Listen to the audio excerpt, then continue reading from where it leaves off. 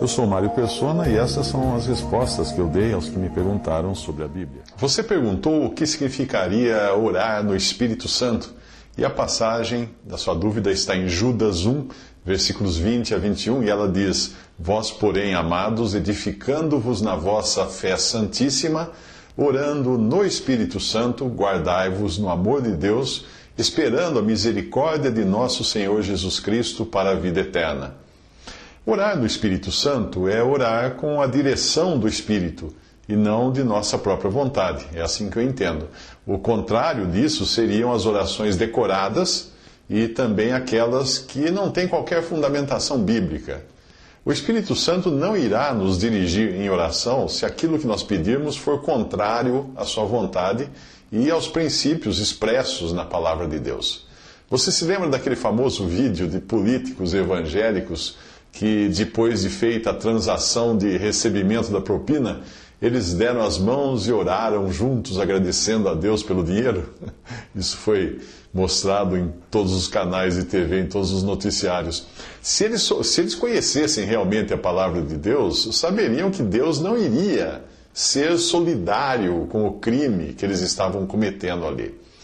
Porém, mesmo conhecendo a palavra de Deus, nós podemos cair no engano ou desconhecer alguns de seus aspectos, e por isso orar no Espírito é também contar com a ajuda do Espírito Santo quando nós não sabemos como pedir. Tem uma passagem que diz que também o Espírito semelhantemente nos assiste em nossa fraqueza, porque não sabemos orar como convém, mas o mesmo Espírito intercede por nós sobremaneira com gemidos inexprimíveis. Aquele que sonda os corações sabe qual é a mente do Espírito, porque, segundo a vontade de Deus, é que ele intercede pelos santos. Isso está em Romanos 8, 26 ao 27. Se você reparar na ordem da passagem de Judas, que foi o motivo da sua dúvida, você verá que antes de falar em oração, ele fala em edificação. Portanto, primeiro é preciso nos edificarmos em nossa santíssima fé, que é a fé cristã, para depois estarmos aptos a orar no Espírito.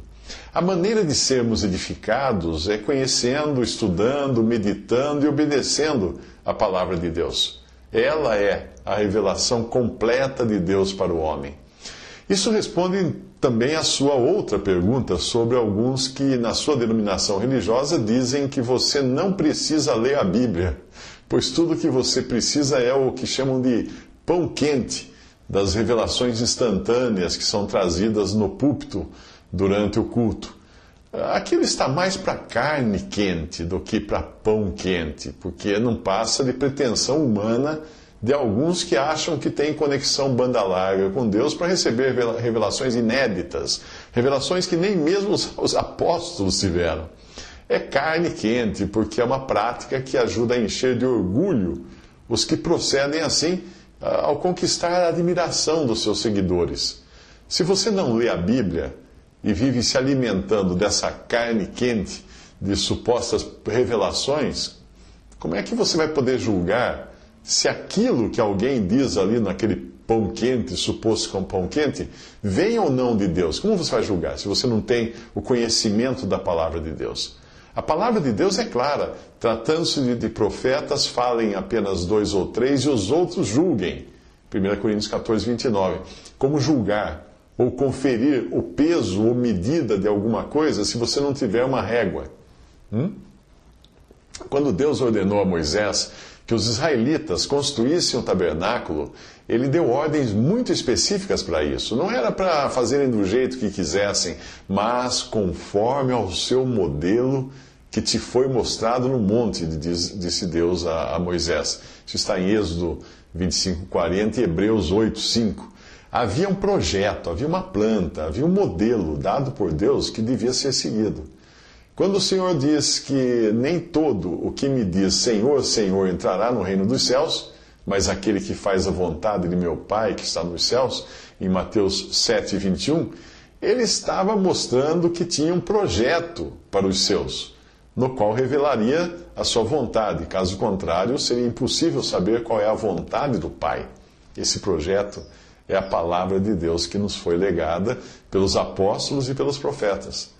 Paulo escreveu a Timóteo: escrevo-te estas coisas, esperando ir ver-te em breve, para que, se eu tardar, fique ciente de como se deve proceder na casa de Deus, que é a igreja do Deus vivo, coluna e baluarte da verdade. 1 Timóteo capítulo 3, versículos 14 a 15. Veja que ele começa dizendo: escrevo-te, escrevo-te.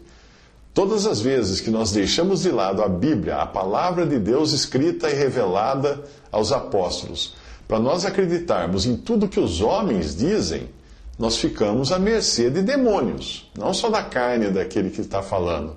Pode ser também um demônio que está usando aquela pessoa. Afinal, não é assim que funciona o Espiritismo? O seu padrão não está numa escritura como é a Bíblia, mas nas revelações de supostos espíritos de morte, o padrão do Espiritismo. Esse é o padrão, esse é o projeto. E esses espíritos nada mais são do que espíritos malignos travestidos de pessoas falecidas. Então, quando você se sujeita a escutar alguém trazendo o que chama de pão quente, que é uma revelação tirada do nada, você está sujeito ao erro. Porque se você não conhece a Bíblia, como você vai julgar se aquilo realmente é de Deus?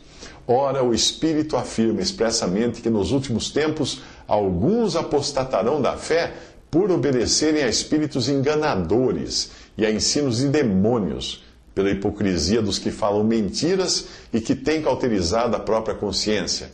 Pois haverá tempo em que não suportarão a sã doutrina, pelo contrário, cercando-se de mestres segundo as suas cobiças, suas próprias cobiças, como que sentindo coceira nos ouvidos, se recusarão a dar ouvidos à verdade, entregando-se a fábulas. 1 Timóteo 4, versículo 1. Acreditar nesse pão quente que você falou no seu e-mail, de supostas revelações espirituais inéditas, é tão seguro quanto você comprar um imóvel só pela descrição do corretor, sem lá olhar lá para conferir as especificações na planta, na escritura.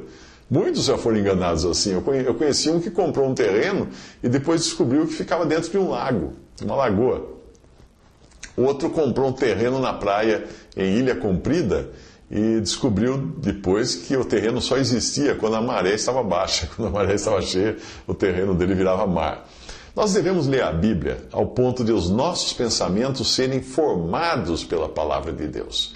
E só assim nós estaremos sempre alertas e preparados contra o ensino errôneo dos espíritos enganadores que hoje são abundantes na cristandade. São aquelas aves que se aninham nos ramos do pé de mostarda da parábola de Mateus 13. Lá diz: e quando semeava, uma parte da semente caiu ao pé do caminho, e vieram as aves, e comeram-na. E mais adiante fala: o reino dos céus é semelhante ao grão de mostarda, o qual é realmente a menor de todas as sementes, mas crescendo é a maior das plantas, e faz-se uma árvore de sorte que vem as aves dos céus, olha as aves aí, e se aninham nos seus ramos. E você vai lá para Apocalipse e vai ler: caiu a grande Babilônia e se tornou morada de demônios, e covil de todo espírito imundo, e esconderijo de toda ave imunda e odiável. Tudo isso que eu disse para vocês, tá? Eu li de Mateus 13, 4, Mateus 13, versículos 31 ao 32 e Apocalipse 18, 2. Se alguém vier a você dizendo que não precisa ler a Bíblia para conhecer a verdade, esse alguém certamente não veio da parte de Deus. Talvez ele até use o argumento de que a letra mata, isolando uma frase da passagem que no contexto está falando outra coisa. Essa passagem que fala letra mata, se você ler o contexto, você vai descobrir que Paulo está falando no ministério de morte gravado com letras em pedras, que era a lei, em contraste com a graça. Pois a letra da lei efetivamente matava, porque ela mostrava ao homem a sua incapacidade de cumprir a lei. E quem não cumprisse a lei tinha que ser morto. Ora, a lei não é da fé, mas o homem que fizer estas coisas, por elas viverá, diz em Gálatas 3,12. A alma que pecar, essa morrerá, diz Ezequiel 18,20.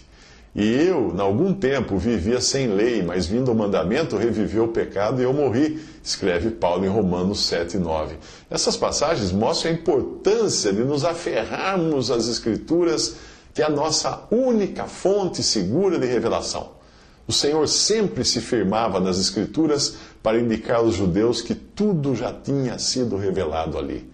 Diz-lhes Jesus: nunca lestes nas Escrituras? A pedra que os edificadores rejeitaram, essa foi posta por cabeça de ângulo. Pelo Senhor foi feito isso, e é maravilhoso aos nossos olhos.